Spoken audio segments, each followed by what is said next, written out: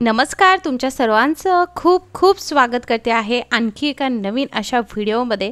आज मी तुमच्यासोबत खूप मस्त kitchen tips and tricks share करणार आहे। चला मग व्हिडिओला सुरुवात करूयात। तर सगळ्यात पहिली आपली किचन टिप आहे, रोज आपल्या घरी सकाळ संध्याकाळ चहा बनतोच नाही का, 2-3 वेळा चहा बनतो। मग आपण काय करतो, ही जी पत्ती आहे ही फेकून देतो।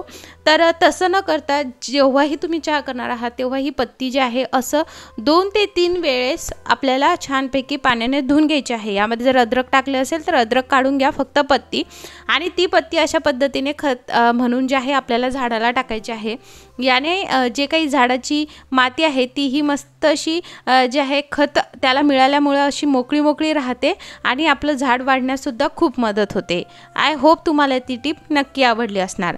नंतरची आपली टिप आहे शेंगदाणा रिलेटेड।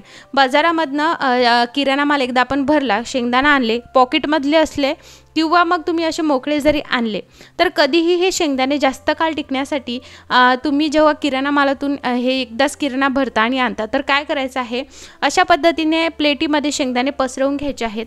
यामध्ये जेही शेंगदाणे जे आहेत ते खराब आहेत ते शेंगदाणे निवडून घ्यायचे आहेत। हे तुम्हाला नक्कीच फॉलो करायचं आहे। याने काय होईल, जे बाकीचे शेंगदाणे आहेत त्याला मात्र कीड लागणार नाही आणि हे शेंगदाण्याला तुम्हाला जे आहे 1 ते 2 तासासाठी मस्त कडक उन्हामध्ये तुम्हाला हे ठेवायचे।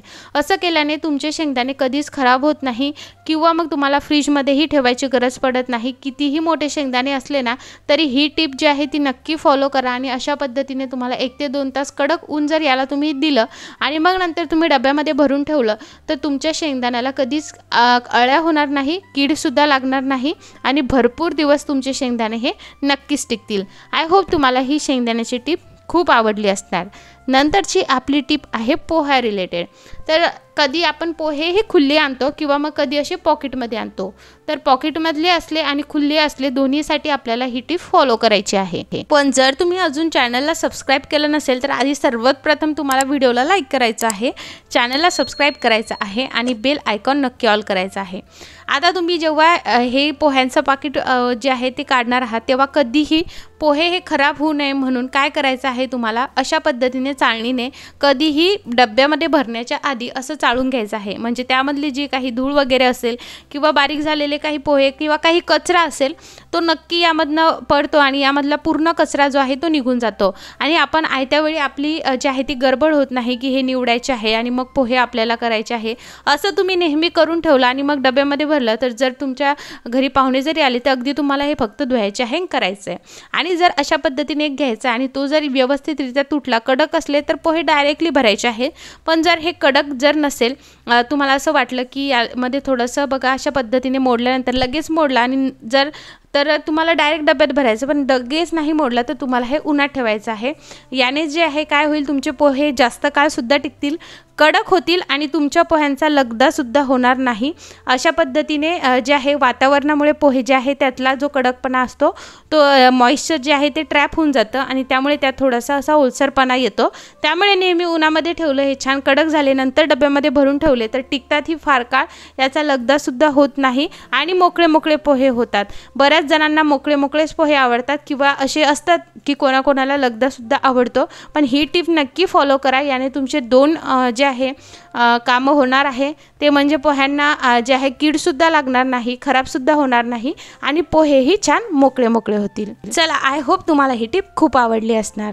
नंतरची आपली टिप आहे हिरव्या मिरच्या रिलेटेड। हिरव्या मिरच्या ह्या फार तिखट असतात, हाताने कापायला गेलं तर हाताला तिखटपणा त्याचा जो आहे तो लागतो आणि बऱ्याचदा असं होतं की कधी कधी आपल्याला हात धुवायचं लक्ष राहत नाही किंवा आपण गडबडीत असतो आणि लगेच आपण दुसऱ्या याला हे केलं की लगेच आपल्या स्किनला जर ते टच झालं तर आपली स्किनसुद्धा जे आहे ती आग मारते। मग असं जे आहे ते नको व्हायला म्हणून काय करायचं, फोर्कचा चमचा घ्यायचा, त्यामध्ये जे आहे सगळ्या याच्यामध्ये एक एक जे आहे हिरवी मिरची आपल्याला घालायची आहे आणि अशा पद्धतीने जर तुम्ही कापली तर तुमचा हातसुद्धा लागत नाही, हाताला तिखटपणासुद्धा होत नाही आणि एकाच वेळी तुम्ही 4-4 मिरच्या ज्या आहेत त्या कापून सुद्धा घेऊ शकता। आय होप तुम्हाला ही जी काही ट्रिक आहे हिरवी मिरची ती खूप आवडली असणार। नक्की अशा पद्धतीने करा आणि तुम्हाला तुमच्या हाताला कधीच तिखटपणा जाणवणार नाही। चला नंतरची आपली टीप आहे चाकू रिलेटेड। जर तुम्हाला फार काळ चाकूची धार ही तशीच ठेवायची असेल तर त्यासाठी तुम्हाला एक ट्रिक फॉलो करायची आहे। जर हफ्त्याला तुम्हाला काय करायचं आहे, ज्या पद्धतीने आता मी तुम्हाला सांगणार आहे तसं काम चाकूंवरती करायचं आहे। चाकू कैची कशावरतीही तुम्ही करू शकता, ज्याने त्याचं जे काही धारदार वस्तू असते त्याचं जे धारदारपणा असतो तो तसाच राहील। त्यामुळे कोणतीही धारदार वस्तू तुम्ही घेऊ शकता। तर जे काही चाकू आहेत त्याला ना दर हफ्त्याला अशा पद्धतीने मीठ चोळून घ्यायचं। आता इथे खूप खबरदारीने करायचं। याऐवजी तुम्ही थोडासा टिश्यू पेपर घ्या आणि टिश्यू पेपर घेऊन मग यावरती मीठ चोळा। यावरती मीठ चोळल्याने याचा जो काही धारदारपणा आहे तो तसाच राहतो। आणि सगळ्यात महत्त्वाचं, नंतर आपण जेव्हा हे कापायला घेतो आणि बऱ्याचदा असं होतं याचा धारदारपणा जातो, मग आपल्याला हे याच्यासाठी जे आहे ते धार लावून घ्यावी लागते। तसं तुम्हाला करायची बिलकुल गरज पडणार नाही आहे। अशा पद्धतीने जर तुम्ही केलं तर तुम्हाला नक्कीच जे आहे याला जे आहे वेगळं असं काही करायची गरज पडणार नाही। जेव्हाही तुम्ही याला जे आहे ते मीठ लावून घेणार आहात, मीठ लावून घेतल्यानंतर लगेच तुम्हाला जे तुमचं गोडं तेल आहे ते याला लावून घ्यायचं आहे। गोडे तेल याला लावल्यानंतर थोड्या वेळाने या टिश्यू पेपरने हे चाकू छान पुसून घ्यायचे आहे। असं केल्याने तुमचं चाकू जे आहे मेंटेनसुद्धा राहतो। हे एक चाकू कसा मेंटेन करायचा याची टीप आहे। आय होप तुम्हाला ही टीप खूप आवडली असणार। टीप आवडली असेल तर व्हिडिओला लाईक करा, चॅनलला सबस्क्राईब करा आणि बेल आयकॉन नक्की ऑल करा। नंतरची टीप आपण बघूयात। जेव्हाही आपण पुरी करतो तेव्हा कधीही पुरी करण्यासाठी जे काही आपण उंडा मळतो तो थोडासा जो आहे घट्टच मळायला हवा, याने पुरी ही छान होते। त्याचबरोबर तुम्ही 1 मिनिटांमध्ये जेवढ्या म्हणाल तेवढ्या पुऱ्या करू शकता। इतकं स्मार्ट टीप मी तुम्हाला सांगणार आहे। काय करायचं आहे, पोळीला तुम्ही जेवढा उंडा घेता तेवढा उंडा तुम्हाला घ्यायचा आहे। आणि यामध्ये जे आहे मी पुरी रिलेटेड तुम्हाला भरपूरशा टिप्ससुद्धा देणार आहे। जर पहिली टीप आपली झालेली आहे, त्यामुळे पुरी करण्यासाठी तुम्हाला कधीही घट्टच उंडा मळायचा आहे आणि त्यामध्ये थोडंसं मीठ आणि ओवा टाकलं तर पुरी जी आहे ती टेस्टला खूप छान लागते। तर इथे मी उंडा जे आहे ओवा आणि जे मीठ आहे ते टाकून घेतलं आणि अगदी थोडंसं पीठ घ्यायचं, पण पीठ अगदी नाही घेतलं तरी चालेल। थोडंसं तेल लावून पोळी जी आहे ती लाटून घ्यायची आहे। पोळी लाटल्यानंतर तुम्हाला अशा पद्धतीने सुरीने कापून घ्यायचं आहे। एकाच वेळी तुम्ही 4 जे आहे पुऱ्या जे आहे आपल्या तयार झालेल्या आहेत। आता मी तुम्हाला तळून सुद्धा दाखवते, त्यामुळे तुम्ही अशाच पद्धतीने जे आहे छानपैकी लाटून घ्यायचं, त्याच्या कट करून घ्यायचं। सगळं जे आहे कट करून घेतल्यानंतर तेल मोठ्या आचेवरती छान गरम करायचं। तेल कधीही हे कडक तापलेलं असावं, अगदी अति कडक नसो पण कडकच तापलेलं असावं। आणि पुरी फ्राय करताना कधीही तुमची जी फ्लेम आहे ती मध्यम ते हाय वरच असावी, आणि म्हणजे पुरी जी आहे ती लगेच फुलते, छान होते आणि तेलसुद्धा पित नाही। आणि कधीही पुरी करताना त्याला जास्त पीठ लावायचं नाही।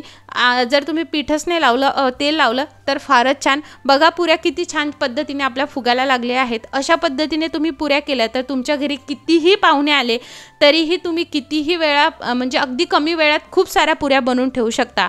जर तुम्हाला ही टिप थोडीही आवडली असेल ना तर नक्की तुमच्या फ्रेंड्स आणि फॅमिलीसोबत शेअर करा, कारण अशा पद्धतीने तुम्ही पुऱ्या केल्या तर तुमचा वेळ वाचतो, स्मार्ट वर्कसुद्धा होतं आणि सगळ्यात महत्त्वाचं गॅसची बचत होते।